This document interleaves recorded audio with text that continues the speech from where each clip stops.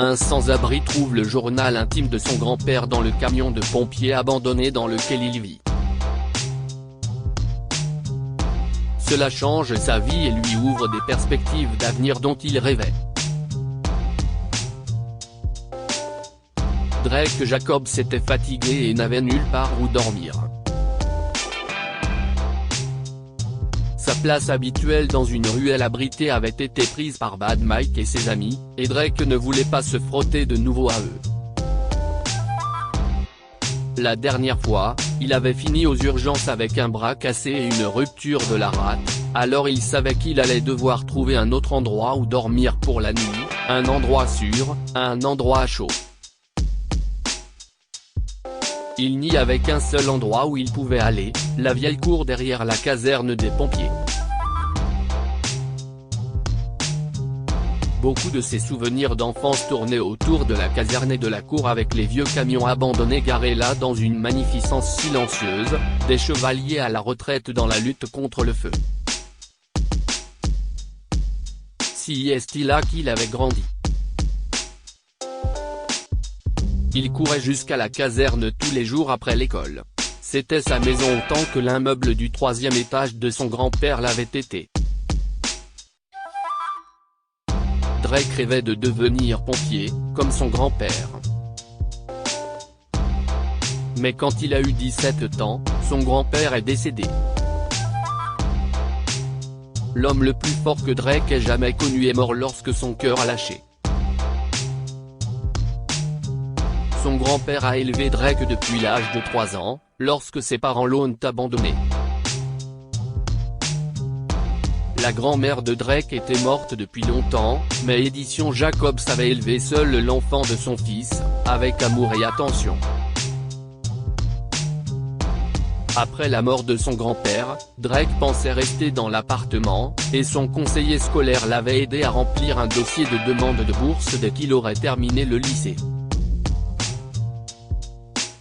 Il était à 6 mois d'obtenir son diplôme lorsque quelqu'un a frappé à sa porte un samedi soir. Il a ouvert et son père et sa mère étaient là. Ils avaient appris la mort de son grand-père et, tels des vautours, ils étaient venus le voir. Son père a commencé à regarder dans l'appartement.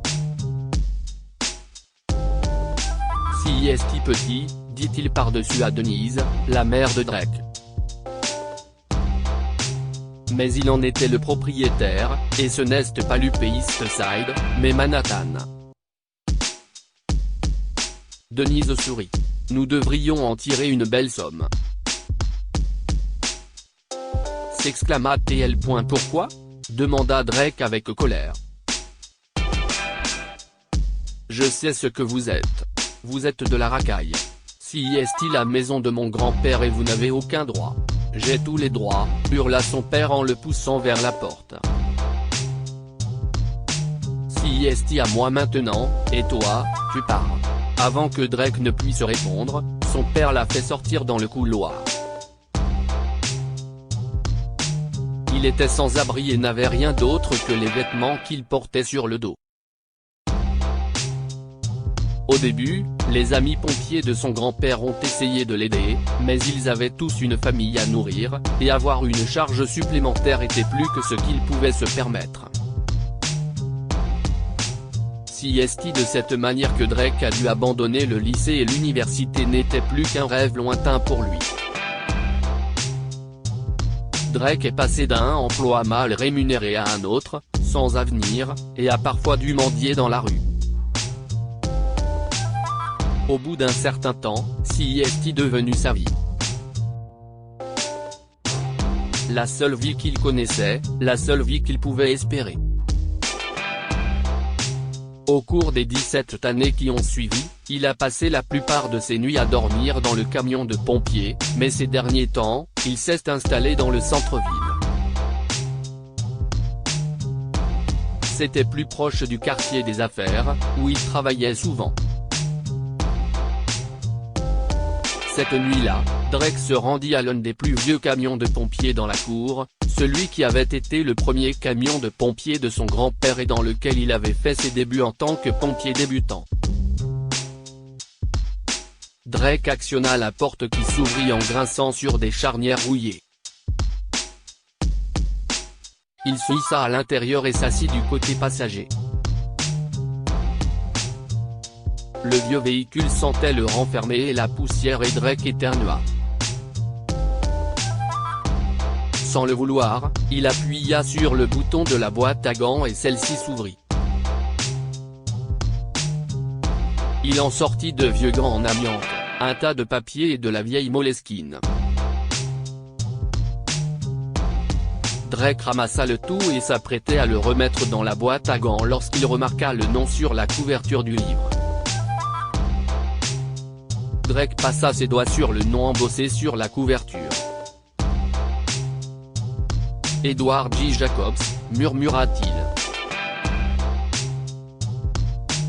La lumière du soleil faiblissait, mais Drake commença à lire le livre. C'était un journal des premiers jours de son grand-père en tant que pompier, et c'était fascinant.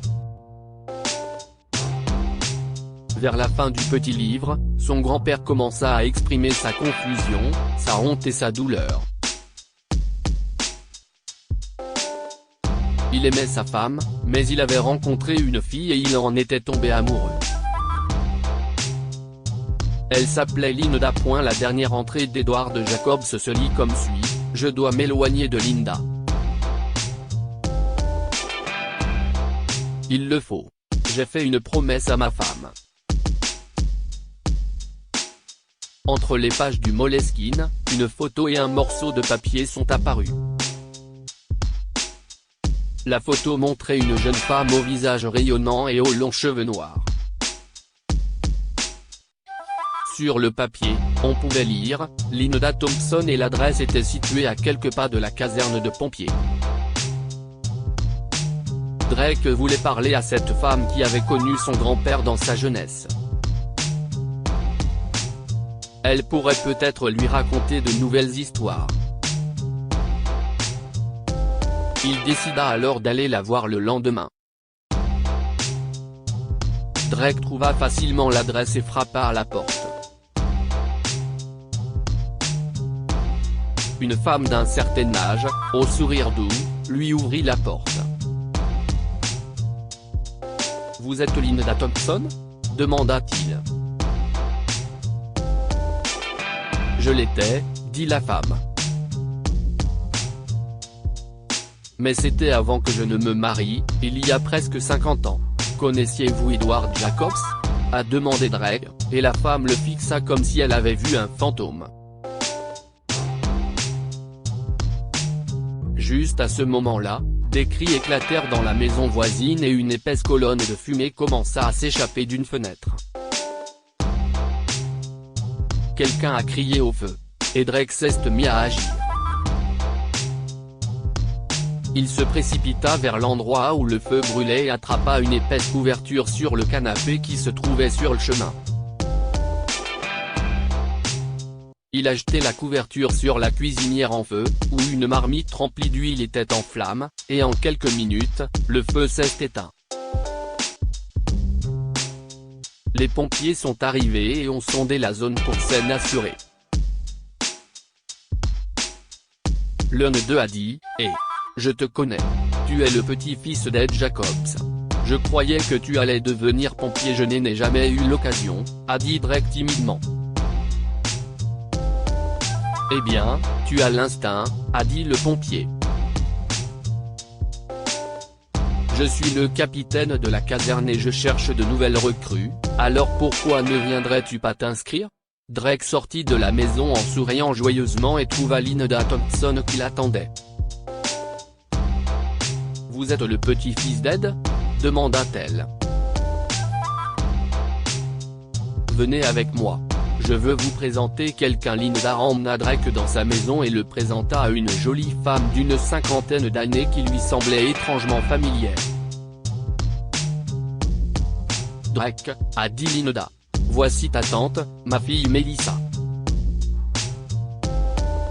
Lire aussi, un adolescent porte à la clinique une fille renversée par une moto et aperçoit un jour plus tard un gang de motards dans sa cour. Un fils installe sa vieille mère dans une grange abandonnée et trouve un an plus tard un manoir à sa place. Un orphelin trouve un sac à dos abîmé dans une maison abandonnée et apprend qu'il appartient à sa mère disparue. Drake ne revenait pas.